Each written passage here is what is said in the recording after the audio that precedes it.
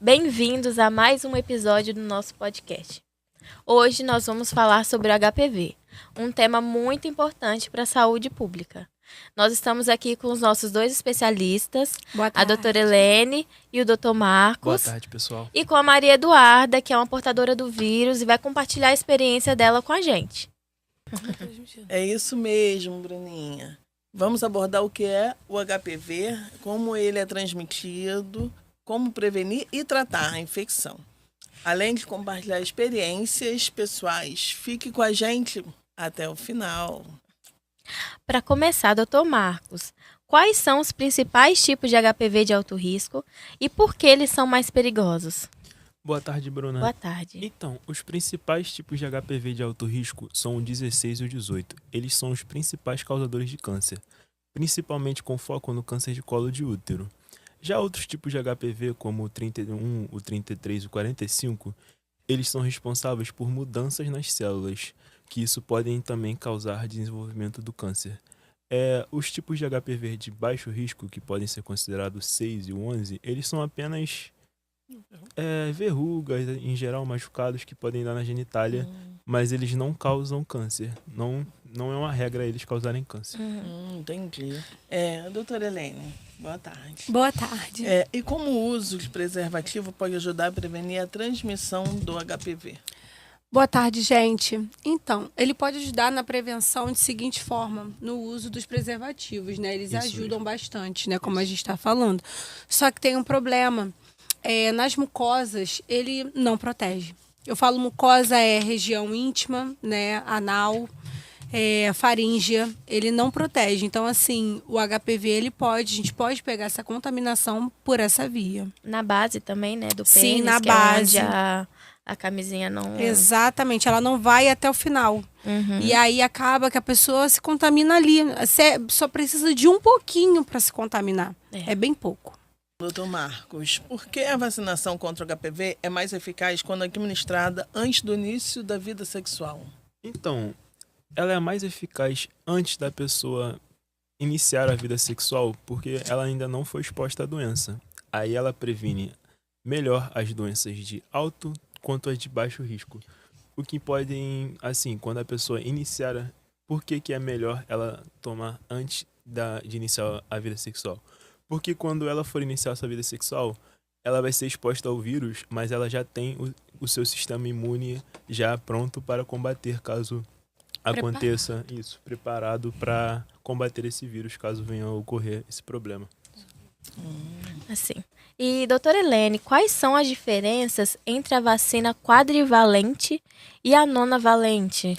A quadrivalente, né, ela protege contra 4 tipos de HPV e a nonavalente contra 9.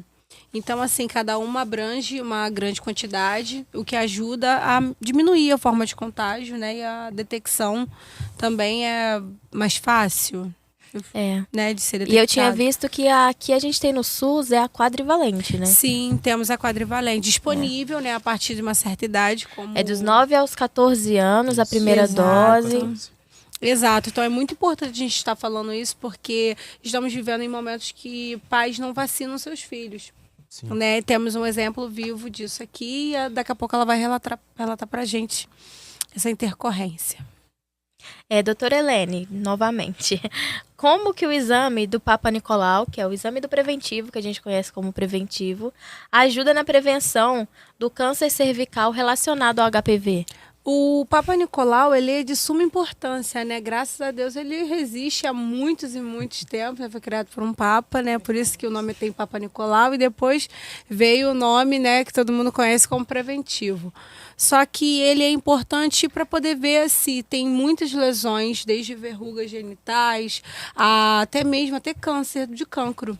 Então, ele engloba diversos tipos de mecanismos para você detectar qualquer tipo de doença infecções no trato vaginal, né? Então, é muito importante. Então, doutor Marcos, quais são os tratamentos disponíveis para verrugas genitais causadas pelo HPV? Então, Ana, há vários tipos de tratamento. O uso de medicamentos tópicos, a eletrocautério, a crioterapia, até mesmo cirurgia, o procedimento a laser podem ajudar. Vai depender muito do que o médico vai indicar ao paciente. Agora a gente vai se aprofundar mais, um pouco mais, né, sobre o que acontece no corpo quando o HPV infecta a pessoa. Doutora Helene, como o HPV afeta as células epiteliais da pele e das mucosas? O HPV, né, ele afeta principalmente as células epiteliais, assim como você falou, e que reveste as mucosas, que são a boca, a área vaginal, o ânus, né, a nossa genitália, como o Marcos tem falado, e a parte faríngea também. Esse vírus ataca os basófilos, que muda, né, ele chega nas células e injeta, né, o seu vírus dentro do DNA das células e dali começa a propagação do vírus. Uma vez entrou, tem que tratar. Senão pode levar a um câncer crítico de colo de útero. E possivelmente não tratado e não observado até a morte. Exato. Então, doutor Marcos, e por que alguns tipos de HPV são mais perigosos do que os outros? O HPV, ele tem mais de 100 tipos diferentes de doenças. Podem ser relacionadas, como eu mencionei antes, as de alto risco como as de baixo risco. Como eu tinha mencionado, o HPV 18 e o 16, eles estão muito relacionados ao câncer cervical, então é bem importante, porque a doutora Helene estava comentando sobre manter os exames em dia. Mas também podem ser que possuem os de baixo risco, que eu mencionei, até falei sobre o tratamento deles, que é as verrugas genitais.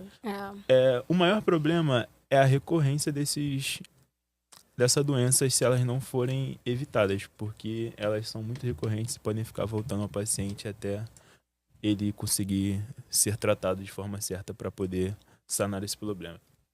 Doutora Helene, como que o sistema imunológico reage a essa infecção? Como que ele identifica o vírus? Ele identifica o vírus, né, pelos pumps, né? Isso a gente pode observar que esse vírus, ele, como eu te expliquei, ele entra no DNA da célula, né? E depois ele vem destruindo a célula epitelial todinha, causando diversos danos e surgindo as verrugas genitais, que é aí que, no caso, visivelmente externo, preocupa muito. Porque se, no caso de quando chega interno, aí é porque o problema já está mais aprofundado. Mas quando é uma coisa mais externa, é visível, então é mais fácil também. Até mesmo a pessoa já procurar um tratamento. O interno, no caso, é o câncer, né? Que o já interno desenvolve já tá além. útero. É quando bem avançado. É quando você já não está procurando, não procurou e não prestou atenção até mesmo no que está acontecendo com o seu corpo. É muito importante que a gente o conheça e saiba os seus indícios. Então, doutor Marcos, o que acontece depois que o PRR reconhece o PAMP? A partir do reconhecimento, ocorre uma cascata de sinalização do sistema inflamatório, que ativa as quimiocinas, as citocinas, que ajudam as células imunes para combater a infecção. Além disso, as células dendríticas processam o material viral e apresentam os antígenos do HPV para as células T, ativando a resposta imune adaptativa. Exato. Então isso significa que o corpo pode criar uma memória da infecção? Exatamente, Bruna. O corpo pode desenvolver uma memória imunológica, o que significa, se a pessoa for exposta pelo mesmo HPV, a resposta imune será mais rápida, né? Porque ela já conhece, né, isso, o vírus. O corpo já conhece o vírus e a resposta imune dele vai ser mais rápida para combater a doença. É muito interessante tudo isso. Isso mostra como o HPV é um vírus complexo e como resposta imunológica é crucial no combate à infecção. Muito. Então, agora vamos conversar com a paciente, tá? O nome dela é Maria Eduarda, tá? Maria Eduarda, quando foi diagnosticada com HPV e como foi o processo? Boa noite, Ana. Boa noite, Bruna. Boa noite a todos.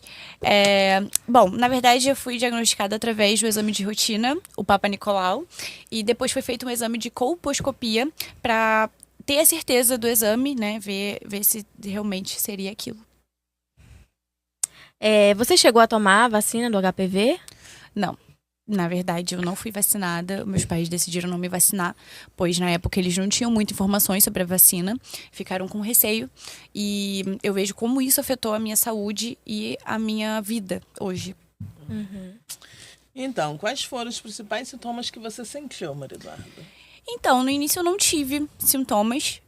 O médico disse que poderia, sim, aparecer as verrugas genitais ou algum desconforto, mas no início eu não senti nada. Eu realmente acabei descobrindo, por acaso, pelo exame do Papa Nicolau.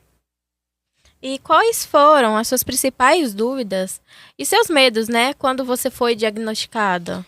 Então, o meu principal medo é se eu teria câncer. Foi um susto. Mas o doutor explicou que nem todos os tipos de HPV levam ao câncer e aí me tranquilizou. Hoje em dia, vivo muito bem com isso, graças a Deus. Antes do diagnóstico, Maria, o quanto você sabia sobre o HPV? Eu sabia muito pouco. Eu achava que era uma DST. E eu não sabia que tinha relação com o câncer. E quando eu soube, me apavorou, né? E aí o doutor dizendo que não são todos os casos, como eu falei, me tranquilizou super. O que você acha que as pessoas deveriam saber sobre o HPV? Eu acho que deveriam saber que é muito comum e que em algum momento você pode acabar tendo o vírus, né? Ainda mais que é muito silencioso, como eu falei, eu só soube através do exame de Papa Nicolau. Jamais imaginar que eu era uma portadora do HPV. Então, assim, é isso. Em algum momento você pode acabar tendo o vírus. Quais são os mitos ou equívocos mais comuns sobre o HPV que você gostaria de desmentir? Um dos principais é que as pessoas acham que a gente só pega o HPV se tiver muitas relações com vários parceiros diferentes. O que não é verdade, gente. Com apenas um você pode pegar. É muito fácil, como a doutora Helene tinha falado no início. Basta isso aqui. Então, às vezes você não sabe, então é muito importante você conversar com seu parceiro, você falar, gente, se você é portador de doença, avisa, isso é um assunto muito sério, né? E o outro mito, que inclusive faz parte ainda da resposta, é sobre que todos os tipos levam ao câncer, o que não é verdade, como eles mesmos já desmentiram. Como o diagnóstico afetou sua vida pessoal e emocional? Bom, no início eu culpei os meus pais, mas depois eu fui lidando com isso, eu fui aprendendo sobre o assunto, eu vi que não era um bicho de 7 cabeças e que é comum e que tá tudo bem, então hoje eu me sinto bem melhor com isso. Então, você encontrou apoio emocional ou psicólogo durante o processo? Sim, no início foi um pouquinho difícil para mim. Eu precisei de acompanhamento psicológico, também conversei com os meus amigos sobre, e isso foi fundamental para hoje eu falar abertamente sobre o assunto e ser tranquilo. E o HPV, ele influenciou em seus relacionamentos? Sim, no início eu fiquei com muito medo de contar para o meu parceiro, da forma de como ele reagiria, né? Eu me senti um pouco culpada, assim, a gente sente um pouco... porque a gente tem aquele preconceito, a gente pensa no HPV como uma DST. E foi um pouco difícil para mim, mas eu falei, fui aberta. Hoje ele me apoia e a gente leva isso muito bem, sabe? A gente lida com isso muito bem. Houve algum impacto na sua autoestima e na forma que você se enxerga? Sim, Ana, eu me senti muito suja, sabe? Mas, como eu falei, né, depois desse processo todo, depois desse acompanhamento, depois dessa informação sobre o vírus, eu vi que eu não sou diferente de milhares de pessoas que têm o HPV. Então, eu lido bem com isso hoje em dia, mas no início foi um pouquinho difícil para mim. Uhum. E você pode contar pra gente como que tá sendo e como foi, né? Eu não sei se você ainda tá fazendo o seu tratamento. Então, o médico, ele apenas indicou os exames de rotina, o Papa Nicolau, mas... Você faz de quanto em quanto tempo? De 6 em 6 meses. A cada 6 Sim. meses eu faço os exames de Papa Nicolau e também faço outros exames de rotina, só para ter certeza que tá tudo bem, para ir acompanhando aí esse caso. Uhum. Então, quais são as maiores dificuldades em viver com HPV? Eu acho que a incerteza é a pior parte. Eu sou muito ansiosa, então todas as vezes eu vou fazer os exames e eu fico com receio do que vai aparecer, o que vai dar, se vai dar alguma alteração, mesmo sabendo também que eles podem sumir, né, do corpo. Sim. Isso é meio doido. E como que você cuida da sua saúde hoje para monitorar e controlar o HPV? além do exame Papa Nicolau, eu cuido da minha saúde sexual e também da minha imunidade, né? Eu me alimento muito bem. E qual a sua opinião sobre a importância da vacinação? Gente, eu acho que de suma importância. Sim. A vacinação ela é indispensável, não só pelo fato do HPV, mas aqui estamos direcionando hoje ao assunto. Assim, a vacinação ela previne muitas doenças e não só a pessoa que é portadora do vírus, né? Sim, como uma população inteira. Sim, Então, assim, porque tem gente que não pode tomar a vacina, né? que tem alguma alergia ou algum problema que não pode tomar. E você se vacinando, todo mundo que pode se vacinar, estando vacinado, A gente previne já previne muita gente, já muitas ajuda pessoas, bem. inclusive essas que não podem Que se não vacinar. podem. Isso. Doutora Helene e doutor Marcos, gostariam de acrescentar algo sobre a importância da vacinação? Bom, gente, o acréscimo é mais sobre preconizar e promover saúde, né? Principalmente para os mais jovens que estão iniciando a vida sexual e os que não iniciaram, para vocês terem ideia e noção de que a vacinação é importante. Ela acontece em idade bem jovem, né? De 9 De 9 a 14 anos, a primeira dose do Isso é HPV. informado na televisão, isso é televisionado, no caso, o ano inteiro. E temos diversas campanhas também. Então, é de suma importância que vocês, por favor, né, tenham a consciência de se vacinar e manter o cartão de vacinação em dia. Isso. Eu queria acrescentar também que a vacinação não é uma questão de saúde individual e sim uma questão de saúde pública. Você, quando está se vacinando, você não vacina só para se defender, mas também a população a qual você é inserida. Então é muito importante para que nós que possamos se vacinamos corretamente, para também ajudar a quem não pode eventualmente se vacinar por qualquer que seja o motivo, né? Sim. É isso, gente. Maria Eduarda, muito obrigada por compartilhar sua experiência com a gente. Eu tenho certeza que muitos ouvintes se identificaram com a sua história e com isso perceberam, né, a importância de fazer os exames regulares e também da vacinação. Com certeza. Gente, eu agradeço também pela oportunidade. Obrigada mesmo pelo convite. Isso aqui tudo é muito importante e necessário. Sim. Eu espero que muitas pessoas tenham entendido o recado. Então, pessoal, mais alguém gostaria de deixar alguma mensagem final?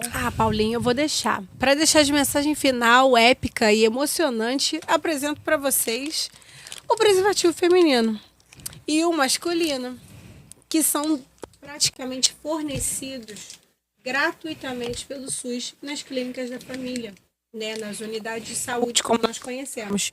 Então, assim, gente, é fácil de colocar, porque ele já é autoexplicativo, o feminino, e o masculino você já tem a noção. Então, usem esses dois métodos para prevenir não só o HPV, temos o HIV também, temos a sífilis, temos Muitas etc. doenças sexualmente transmissíveis. Diversas doenças. Então, é isso, gente. Se cuidem. E agora vocês podem vacinar. Pode vacinar. Trouxe também pra gente, pra nós? Trouxe pra equipe. Ai, que bom. Muito obrigada. Doutor então tá Marcos, bom. gostaria de acrescentar algo? É só deixar uma dica para quem possui a doença que a gente está mencionando aqui, para que siga as recomendações médicas e para quem também não tem, seguir as recomendações que nós passamos também, ser bem informado sobre o seu corpo. Não só para essa doença, mas para todo em geral.